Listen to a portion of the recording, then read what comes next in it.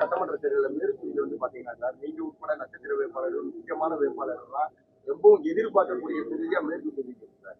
இந்த சூழ்நிலையில உங்களுடைய வெற்றி வாய்ப்பு எப்படி சார்? இன்னும் 6 மாசம் இன்னும் 6 மாசம் இருக்கு. எங்களை பொறுத்தவரைக்கும் மக்கள் தான் எஜமானர்கள். மக்கள் என்ன நினைக்கிறாங்கன்னா மக்கள்கிட்ட தான் நீங்க போய் கேட்கணும், எங்கிட்ட கேட்கக்கூடாது. உங்களுடைய ஏற்கனவே பணியாற்றி இருக்கிற செல்லூர் ராஜுனால அவர் செயல்பாடு உங்களுக்கு பிடித்திருக்கா, இல்ல புதிதாக கொண்டு வர போறீங்களா? திமுக, அதுவும் திமுகவுல இருந்து கொண்டு வர போறாங்களா? ஒரு மாமன்ற உறுப்பினரே சமாளிக்க முடியல. மதுரையில் ஒவ்வொரு வார்டிலையும் மாமன்ற உறுப்பினரவே சமாளிக்க முடியல. ஒரு சட்டமன்ற உறுப்பினர் வந்தால் என்ன மாதிரி சமாளிக்க முடியும், எப்படி சமாளிக்க முடியும் மக்களுக்கு தெரியும். அவருடைய நல்ல எதுக்காச்சும் போக முடியுமா? நாய் அவுத்து விட்டுருவாங்க. வீட்டுக்கு போனால் மடு கொடுக்கணும், கோரிக்கை வைக்கணும், நாய் அவுத்து விட்டுருவாங்க. அதெல்லாம் அவங்கள ஜமீன்தார் போக்கில் இருப்பாங்க. திமுகன்றது என்னன்னா எப்போவுமே மக்கள் பணி செய்ய மாட்டாங்க. தேர்தலுக்கு முன்பாக இனிக்க பேசுவாங்க, தேர்தல் முடிந்த பிறகு அதே மறந்துடுவாங்க, மக்களையும் மறந்துடுவாங்க. எல்லாரும் நம் நாடு படத்தில் மாதிரி தான். நம் நாடு படத்தில் சொல்லுவார், துரை உனக்கு அரசியலே பண்ண அவர் என்ன ரெங்கராவ் தான் சொல்லுவார், அரசியலே பண்ண தெரியல. ஏழைகிட்ட என்ன சொல்லணும், மக்களை காப்பாற்றுறான். மக்கள் பணக்காரன்கிட்ட உன்னை காப்பாற்றணும், மக்கள்கிட்ட ஓட்டை வாங்கணும். பணக்காரன்கிட்ட என்ன செய்யணும், ஏழைகிட்ட உன்னை காப்பாற்றணும், நோட்டம் வாங்கணும்.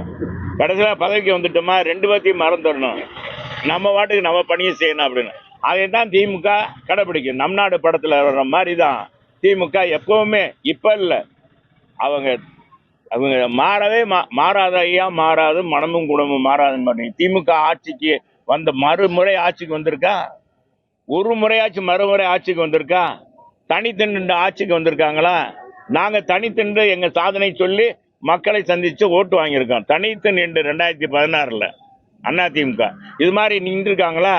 இப்போ ஏன் கூட்டணியை விட மாட்டேன்றாங்க, வலுவாக பிடிச்சிட்டு இருக்காங்க. அவங்களுக்கு தெரியும் தனக்கு செல்வாக்கு இல்லை, திமுகவுக்கு செல்வாக்கு இல்லை. கூட்டணி பலத்தை சொல்லி மக்களை மாயத்தை உருவாக்கி நம்ம ஜெயிக்கணும். நம்ம அடித்து வச்சிருக்க நோட்டை கொடுத்து மக்களை ஏமாற்றி நம்ம ஜெயிச்சு வரணும். வந்துட்டு அப்புறம் இவங்களை ஒரு கை பார்த்துக்கிறோம். மக்களை எப்படி மக்களை ஒரு கை பார்த்துக்கிறோமோ அவங்கள பார்த்துக்கிறோன்னு சொல்லி செய்கிறாங்க. யார் சொன்ன?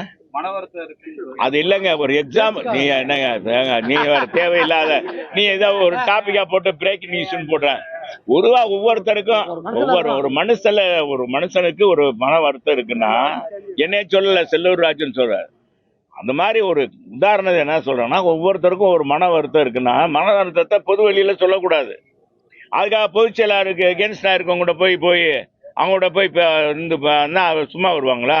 பொதுச் செயலாளர் அப்புறம் எப்படி நடவடிக்கை எடுக்காம இருப்பாரு?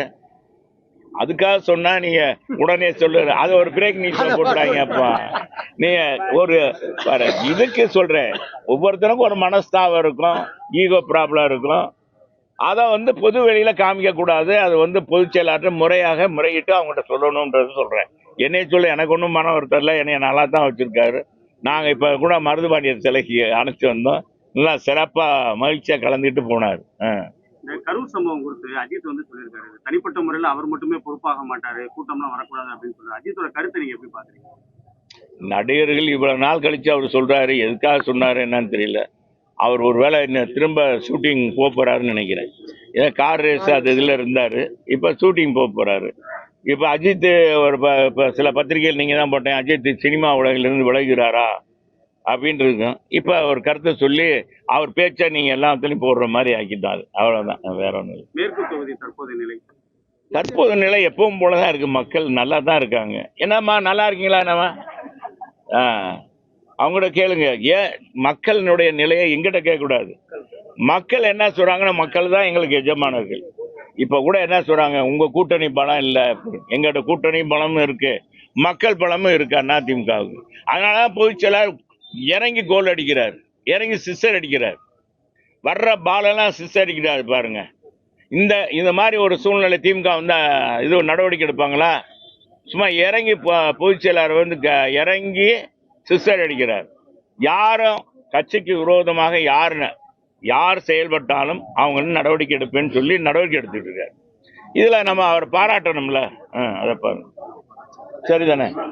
செய்திகளை உடனுக்குடன் தெரிந்து கொள்ள கீழ்க்கண்ட கேபிள் மற்றும் டிடிஎச் நெட்வொர்க்குகளில் எம்நாடு செய்தி தொலைக்காட்சியை காணுங்கள். பாதகம் செய்பவரை கண்டால் நாம் பயம் கொள்ளலாகாது பாப்பா. மோதி மிதித்துவிடு பாப்பா, அவர் முகத்தில் உமிழ்ந்துவிடு பாப்பா. அண்மை செய்திகளை உடனுக்குடன் தெரிந்து கொள்ள இணைந்திருங்கள் எம்நாடு தொலைக்காட்சியுடன்.